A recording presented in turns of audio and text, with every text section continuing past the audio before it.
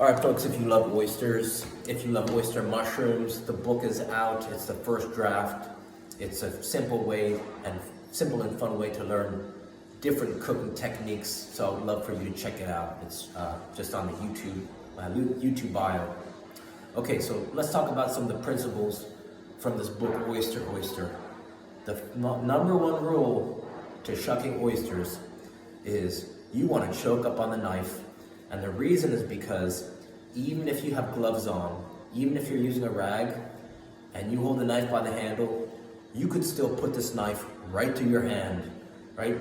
Most people, they hold the knife by the handle, they have the oyster on the ground, and they're doing this action. They use a lot of force, and they try to pry it up, and they slip, and they jam that right into this meat.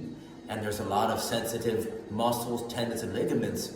And so for that reason, if you choke up on the knife, and let's say there's no glove, there's no rag around, but you're choking up on the knife, and you're opening at the hinge, or you're opening from the side, if you slip, choking up, you want to choke up so high that you can't even see the blade, right? That's how high you're choking up. And when you do that, it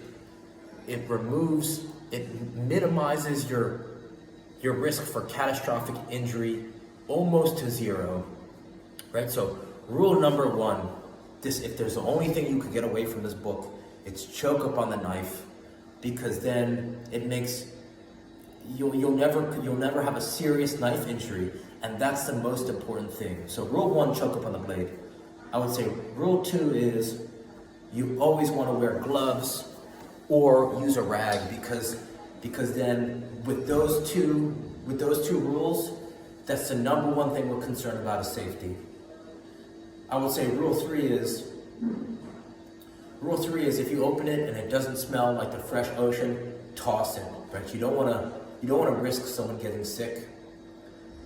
Rule four might be wear a hat just in case you don't want your hair just to get an oyster. And I would say rule five is stay relaxed when you're opening the oyster. Right? If you got a lot of tension, if you're tension in the face, tension in the upper back and shoulders, it makes it more difficult. You want to breathe into your belly when you're opening them. I would say rule six is after you open the oyster, let's assume you open it. Some people, they kind of scrape away trying to cut the oyster. You want to just push it away, right? Push the oyster away from the bottom of the shell, and just by pushing it away, you kind of cut that tendon. And so these are some simple rules just for getting